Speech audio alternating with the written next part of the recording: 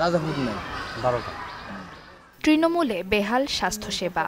প্রায় ৩ মাস ধরে ভোলার ইউনিয়ন স্বাস্থ্য ও পরিবার কল্যাণ সেবা কেন্দ্রগুলোতে বন্ধ রয়েছে ২২ ধরনের ওষুধ সরবরাহ।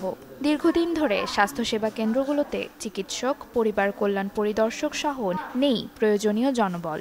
এর সাথে নতুন করে যুক্ত হয়েছে ওষুধ সংকট। ওষুধ সংকটের কারণে রোগীদের ভোগান্তি চরমে। সবচেয়ে বেশি দুর্ভোগের মধ্যে রয়েছেন গর্ভবতী মা ও কিশোরীরা। আমাদের কমিটি ক্লিনিকে এই 2 মাস যাবত আমরা কোনো ওষুধ পাই না, শুধু খাবার বড়ি আর ইন্ডাকশন ছাড়া আর কোনো সেবাই আমরা পাইতেছি না। আমি প্রেগনেন্ট, এই 6 মাস চলতেছে, কিন্তু 5 বার আসছি, কোনো ওষুধই পাই না। ওরা ম্যাডামেরা বলে কি কোনো ওষুধ নাই, বলছে আবার পরে আসতে, আবার পরে আসে, এরকম করতে করতে 5 বার, আজকে নিয়ে 6 বার আসি, এখনও বলে ওষুধ নাই। এখন মনে করেন এখন আইলে ওষুধ কয় নাই। আগে ওষুধ নিয়েছিলাম, ভালো হয়েছি, এখন ওই আশায় আইলে অন নাই। আর আমরা যে বাইরের থেকে কিনবো, আমরা হয়েছি গরিব মানুষ, এই আমাকে তৌফিক নেই। আর সরকারের জন্য আমাদের জন্য ওষুধটাই কেন্দ্র পাঠায় দেয়, সবাই যেন ওষুধটা পায়, গরিব মানুষের যেন খাইতে পারে, এটি সরকারের কাছে আমাদের আবেদন। এমন পরিস্থিতিতে দ্রুত সব ইউনিয়ন স্বাস্থ্য ও পরিবার কল্যাণ সেবা কেন্দ্রে নিরবিচ্ছিন্ন ওষুধ সরবরাহের দাবি করছেন সংশ্লিষ্টরা।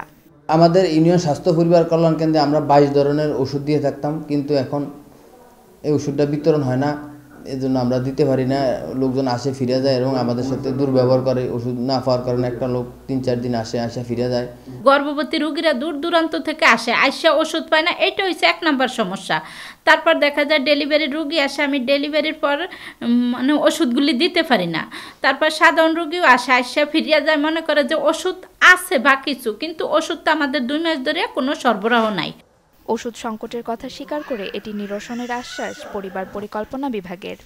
আমরা অলরেডি চাহিদাপত্র দিয়েছি, যখন ওষুধ সরবরাহ হবে আমাদেরকে এটা সরবরাহ দিলে জনগণের সেবা আমরা আবার সঠিকভাবে করতে পারবো। বর্তমানে আমাদের কাছে যারা আসছে আমরা তাদেরকে কাউন্সিলিং করে মূলত তাদের চিকিৎসা ব্যবস্থা করছি। জেলায় 71টি ইউনিয়নের মধ্যে 47টি ইউনিয়ন স্বাস্থ্য ও পরিবার কল্যাণ কেন্দ্র রয়েছে, যেখানে স্বাস্থ্যসেবার পাশাপাশি বিনামূল্যে 22 ধরনের ওষুধ সরবরাহ করা হয়ে থাকে। এতে স্বাস্থ্যসেবা নিয়ে থাকেন 10 লাখেরও বেশি মানুষ। Desk report, channel 24।